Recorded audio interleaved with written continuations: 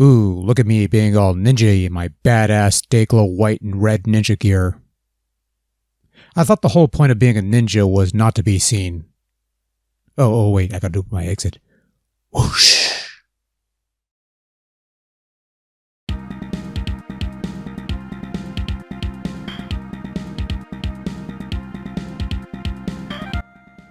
It's Shinobi Legions, released in 1995 for Sega Saturn, which is a CD-ROM system that ran on CDs.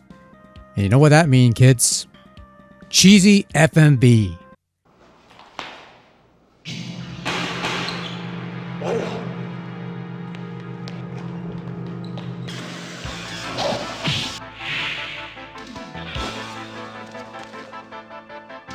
Well, let's touch on this real fast.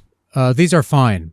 They're brief, they happen between stages, they play out like Japanese B-movie fare, they provide more than enough cheese that it's adorable and charming in certain ways, and most importantly, they're a complement to the gameplay, which is your fairly traditional side-scrolling action platformer fare that you typically associate with these early Shinobi games. This kind of full-motion video implementation, I don't mind. It's okay. Anything else can go fly a kite, but I digress. In Shinobi Legions, you assume the role of Sho, who has to rescue his sister Aya from the evil ninja Kazama and his clan of evil ninjas. You do this by ninjaing your way through 9 stages of 90s digitized ninja action, slashing dishonorable wenches in half, navigating hazards with some wonky double jumping, tossing shurikens at enemies who will block most of them, deal with some truly dated CG monsters that look dated, and fight your usual bosses at the end of each stage, some of which can eat my shorts. Like in past Shinobi games, you have a katana as a melee weapon and a set number of shurikens that you could set in the options menu, but can always collect more via item drops from enemies and bits of scenery. However, unlike in past Shinobi games where you only had one attack button, Legions gives you 2, one for your shuriken and one for your sword. Your sword, which was just a quick melee attack in previous games, has more use here. Holding down the sword button will put you in a blocking position to block attacks, and with proper timing you could time your attacks against incoming projectiles so that they're deflected back towards the enemy.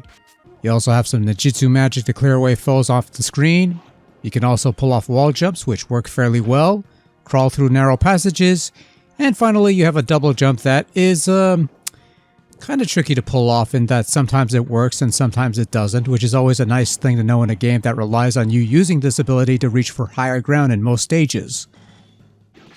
Oh well, other than that, control is pretty solid and responsive for the most part. The swordplay is fairly decent and straightforward, which explains the game's emphasis on that over the traditional shuriken throwing, which is much slower and more sluggish than in previous entries. The wall jumping works without a hitch, thank fuck for that. Blocking, deflecting projectiles, running, and such work fine. You have a rolling dodge that kinda works, but you also crawl through narrow passages. Unlike previous games, ninjutsu skills aren't something available from a pause menu, but rather are pickups on the field, which includes a screen nuke, a barrier that lets you absorb a few hits before taking damage, and finally an item that not only doubles your attack power for a limited time, but each time you slash your sword, a giant Bishamon projection will show up for a short bit and harm anyone that actually touches it, thus proving to be the most useful of the 3 skills. You begin a new game with 5 lives and 5 continues, but collecting 10 of these blue orb things will net you an extra life, so they're not all that hard to come by. I hear people say that Shinobi Legions is easier compared to other Shinobi titles, and it's been a while since I last touched the older titles, but I remember those games being plenty tough, and Legions has its own brand of difficulty, such as minecarts, wonky double jumps, and unremarkable level design. And again, the minecart level, fuck that noise. There are also rare occasions where hit detection might seem a bit flaky, but other than that, Shinobi Legions is generally good quality ninja fun. So to go along with the cheesy FMVs, Shinobi Legions employs a combination of digitized sprites for the human characters and some pre-rendered CG stuff for, well, everything else. It's a visual style that even in 1995 was starting to feel a bit long in the tooth, what with all the pretty polygons and stuff, but take it for what it is, it's not too bad looking.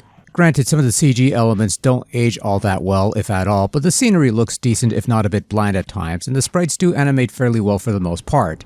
It doesn't slow down, there's brief hiccups in loading here and there, but for what they had to work with, Shinobi Legions looks fine. Sound, on the other hand, take it or leave it. Sound effects are your usual stock sounding sound effects and collection of grunts that sound clean enough, not much to add there. And then there's the somewhat bland sounding music, which is at least befitting the ninja theme, but nowhere near as memorable as tracks from past games. That said, I'd be remiss if I didn't mention that the European version, dubbed Shinobi X for some reason, I don't know, but that has an entirely different soundtrack that I've heard some people say is actually better, but after hearing a few tracks myself, honestly, it's all the same to me. Bland, forgettable, move on to something else sort of stuff. Just meh. Overall, Shinobi Legions is perfectly acceptable side-scrolling ninja fodder on your Sega Saturn that might not be on the same level as the 16-bit entries that are more fondly remembered, but taken as its own little thing, barring a couple hiccups here and there, Shinobi Legions is good enough cheeseball ninja fun. And it's only on Sega Saturn, so that has to count for something, right? Right? Probably not, but hey, I had fun while it lasted. I thought it was alright, so I guess it's one worth checking out if you can, but if not, you're really not losing any sleep by missing out, so